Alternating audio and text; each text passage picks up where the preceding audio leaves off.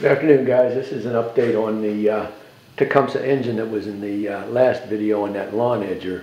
I removed it from the lawn edger chassis today and started taking it apart. I'm going to move the camera a little bit so you can see some of the parts.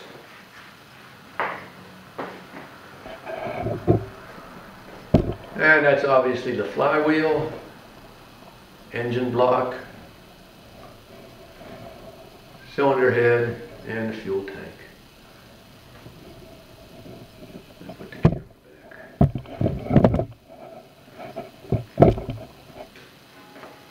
Okay, it looks to be, from the numbers on it, it looks like it might be a 1983 engine. It does have breaker point magneto ignition with the internal coil. And cylinder head has some carbon in it, but I can clean that up. It's in pretty good shape. Fuel tank, pretty typical.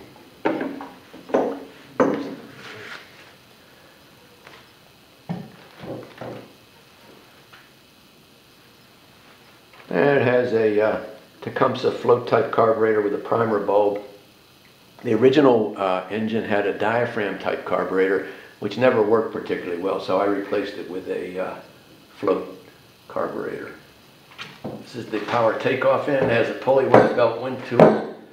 The bearings, very little, have no play. A little bit of end play, but nothing terrible, I don't think.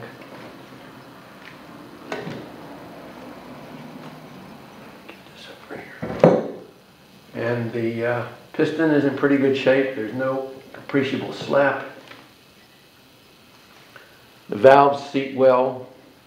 I had taken them off once and lapped them. Let me get a little better view of that.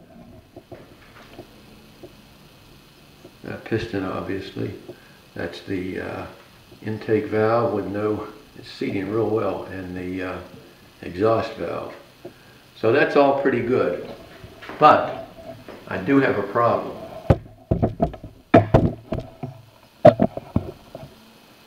I got this lawn edger from some neighbors who were throwing it out because they said they tried fixing it and they couldn't get it to work.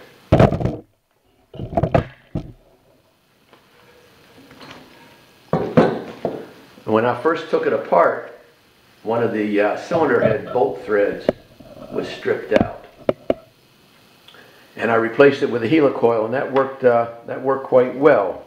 But when I removed the cylinder head today, the helicoil came out with the bolt. Here's a view of it.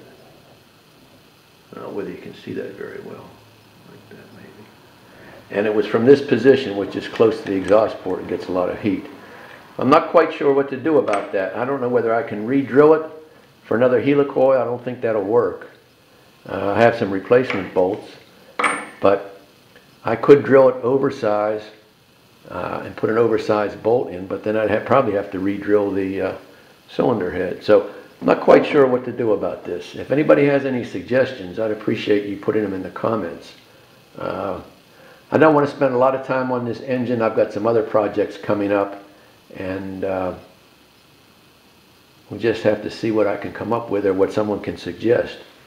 So that's about it for now. Want to thank Crank Up Chris for a nice shout out. Crank Up Chris said that my channel was pretty good, but I did a lot of talking. So today I've done some engine work, which is much more fun than talking actually.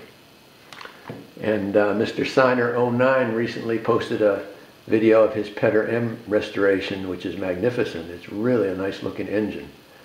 And I want to say hello to Fergie, Gray Fergie 101. Mr. Stewart 143, and You Are Not Me 07. All those guys put interesting videos on engines up, and I always enjoy watching them. And Engine Lover 1 made a nice comment to me the other day. He said, engines never say no to work. Well, right now this engine is saying no to work because it needs some attention. Hopefully I'll get it back in business. Okay guys, thanks for watching. Have a good day.